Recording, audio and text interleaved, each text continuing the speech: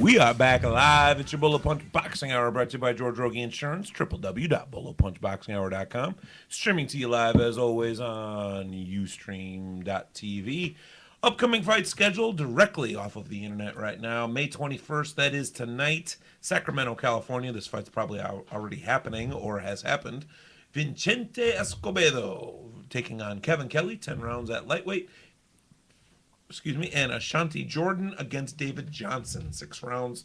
That is at heavyweight. Yeah, Ashanti Jordan's one of Shelly Finkel's heavyweights. Obviously, he's been touted on our website quite a bit lately. Yes.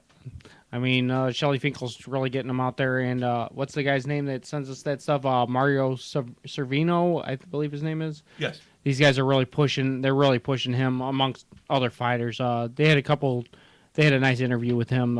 Actually, I believe there's a link on our webpage to check out an interview with him, Ashanti Jordan.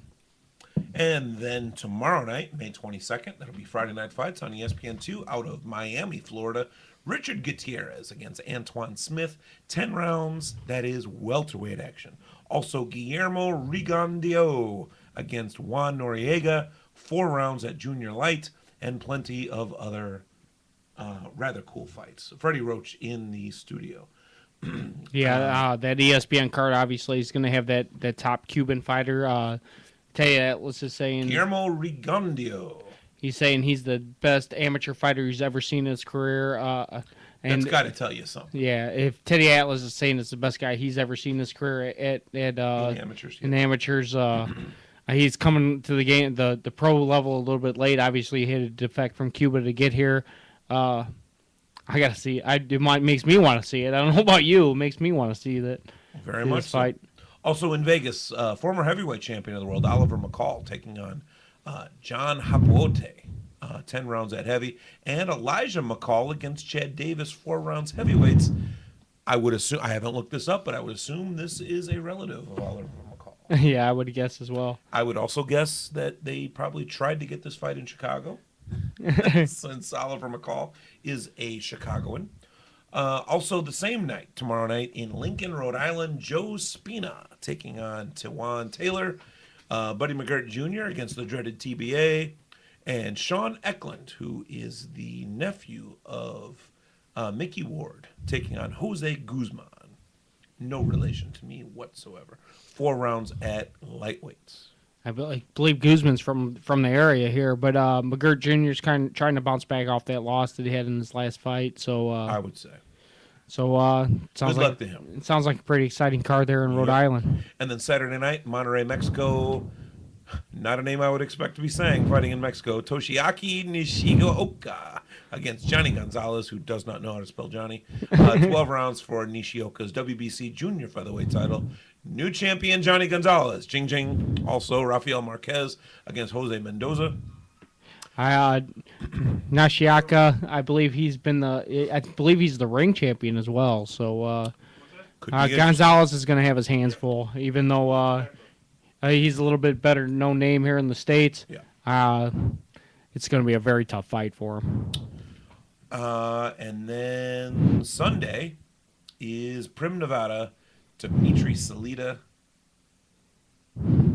against Raul Munoz. 10 rounds. Junior welterweights. And then next Saturday night, May the 30th, Hollywood, Florida.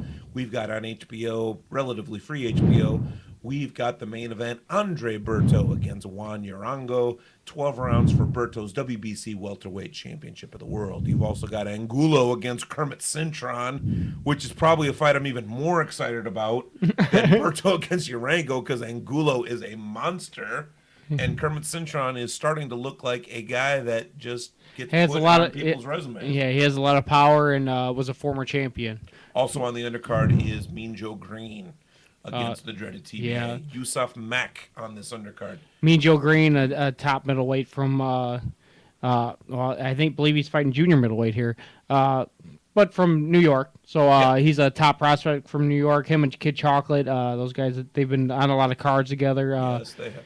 and I've been watching them a lot on YouTube because their fights not a couple of their fights were televised about a year ago, and then they kind of slipped away and they quit televising their fights. So I've been watching them on YouTube lately.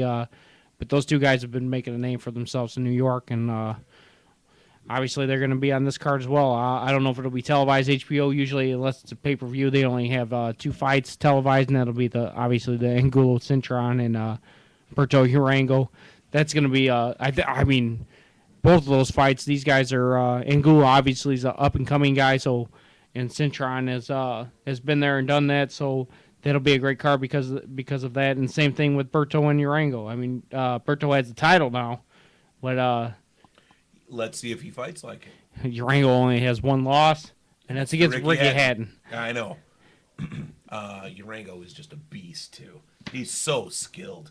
He beats everybody. Yeah. And it took Ricky Hatton to get him out of there. And you know what? I'm going to say Ricky this right Hatton now. at the I'm top tired of Ricky Hatton being called a nothing fighter. If he was a nothing fighter, Pacquiao wouldn't have wanted anything to do with him. He wouldn't have bothered. Mayweather wouldn't have wanted anything to do with him either. No, not at the time. I'd like to see him fight De La Hoya. See what would have happened between those two guys. I mean, see him fight anybody else at 140. Paulie Malignaggi. He handled Paulie. Malignaggi is awesome. The stuff that he can do. He's very difficult to land cleanly on. You have to be a Miguel Cotto to really land on him. We're talking about the number 1, number 2 pound for pound guy. I mean, it's ridiculous. I mean, even if he was number 3, I mean, which is what we're saying Marquez is up there as well. I don't think Marquez would handle Hatton the same way those two guys did. I mean, we're going to obviously see that when Hatton when Marquez takes on Mayweather here very shortly. July. But is he going to be able to handle him like is Berto going to be able to handle Urango very easily? I don't think so. Just because he fought somebody that everybody's saying is a nothing champ at this time, Hatton. Everybody keeps saying that about whoever Pacquiao fights. Pacquiao just makes you look like that. He makes you look like you should not be fighting. Yeah. He's that good. That doesn't mean that your career can't go on an extra couple years. We need Pacquiao. Yes, I mean, we do. Boxing needs him. Not just you and I. Boxing needs him. No, we're the only ones that need him. Also on May the 30th, that's next Saturday night, in Helsinki, Finland, you've got the WBA heavyweight champion of the world, Nikolai Valuev, against Ruslan Shayev. That's the rematch, 12 rounds for Valuev's WBA heavyweight championship. You've also got Layman Brewster against Juho Hapoja. That's 8 rounds at heavyweights. And Cecilia Brækhus taking on local girl Amy Scrap Iron Jaradovic. That's crazy that a girl from Whiting, Indiana, is going to Finland to go fight on the Valuev-Shayev undercard. Shayev thinks he's the WBA heavyweight champion. Valuev says, I know I'm the WBA heavyweight champion. Let's scrap. And last time these two fought, Shayev won the decision. Yeah, Valuev, when you watched him fight Vander Holyfield, a lot of people thought Holyfield won that fight. Holyfield's actually kind of talking about coming back again and fighting and working his way back up to getting another title shot. I mean, obviously, that's the whole goal if you're going to keep fighting to get a title shot. But I don't know how good of a chance he has to do that. Do I think Valuev could beat Shayev? Sure, I do. I think if he pressures him a little bit and it's a little bit more busy, he can do that. And very excited to see Amy on this card. I'm sure she's very excited to be on the card. Very, very true. Obviously, Brewster's from Indiana as well. So, yes. And Valuev just fought in Chicago 2 years ago. So, definitely the Midwest connection here. We're going to go ahead and take our final break of the night. We'll be right back with our Golden Leaf fighter you should know. This is your Bolo Punch Boxing Hour. We'll be right back at you. Or Generation Insurance Family, serving Indiana families